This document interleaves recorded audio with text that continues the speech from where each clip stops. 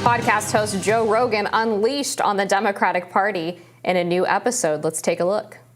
Look, if Biden died tomorrow, and then what do they do with Kamala Harris? They're going to put her on the moon? Like, what are they going to do? She's the vice president. So if he dies, she becomes the president, which is wild when you hear that lady talk. Well, what if like Biden says, like in, I don't know, May, he says, I'm just not feeling up to it. And then they say Kamala's now the president. She's the first female president. And then she steps down at the convention and they said, well, let's give it to Newsom. I mean, do you think that's a plausible scenario? Is possible, but it would be a real problem for people that are Kamala Harris supporters, and believe it or not, they exist.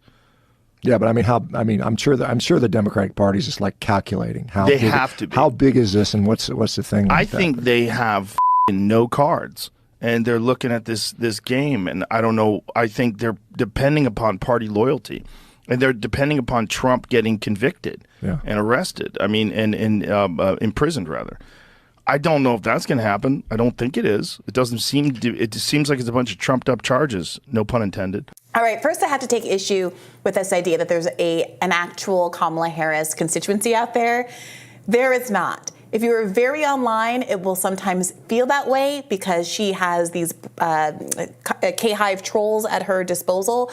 But there was no organic constituency for Kamala Harris, as evidenced by the fact that she had to drop out of the Democratic primary in 2020 because it was clear that she was going to lose in her home state of California, where she was a senator, to Andrew Yang, who was barely a quantity on the political horizon at that time.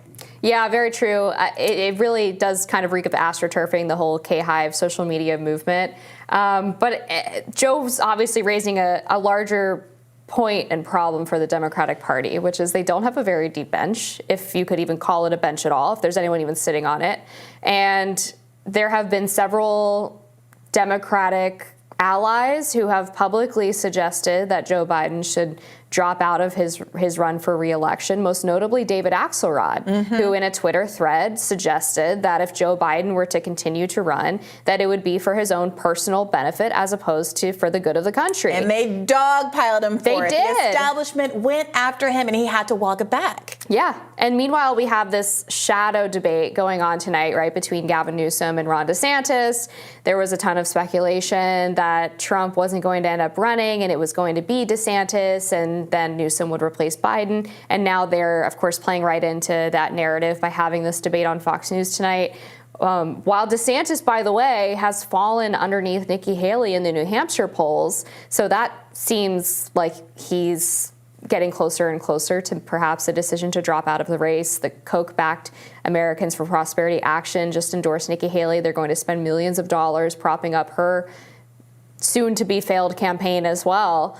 But I don't know. I mean, can the Democratic Party legitimately push out Biden without him willingly stepping aside? So the problem is, first of all, that they seem not to want to do that at all. They're really committed to Joe Biden as a candidate, as evidenced by the fact that they've shut down the primary. I mean, to the extent that the Democrats don't have a deep bench, it's very much their own doing. And I'm not just talking about the refusal to host a Democratic primary, the refusal to give of the liberal cable shows to allow Marianne Williamson to have any airtime whatsoever, whether it's in a town hall or any other kind of format, things that they've extended to Republican candidates, despite it being a liberal channel, as we discussed in a different segment.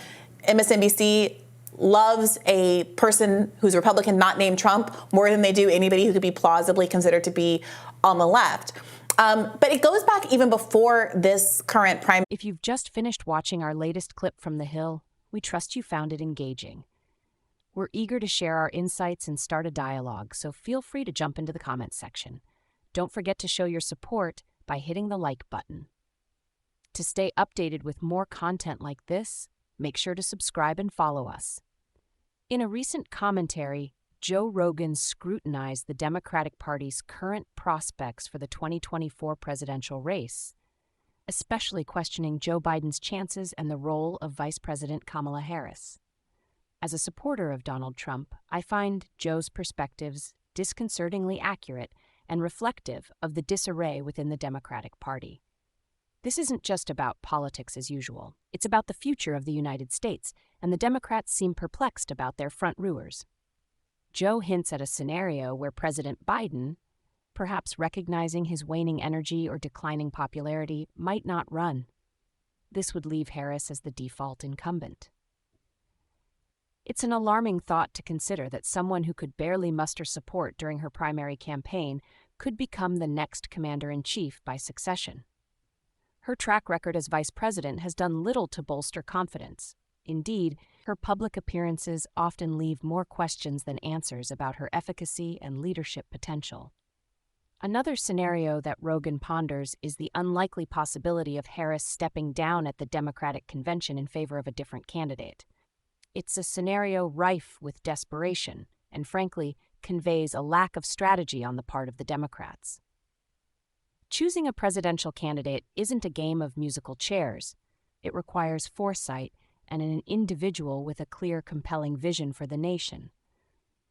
Joe is correct in his assessment that the Democrats are playing a weak hand. Their strategies seem to hinge on the hope that Trump's legal battles will end with him convicted and imprisoned, as Rogan puts it. Yet these charges often come across as politically motivated, a means to thwart the political rival who has consistently exposed the frailties of the establishment. Trump's resilience in the face of such attacks only solidifies his position as the anti-establishment figure ready to take on the swamp once again.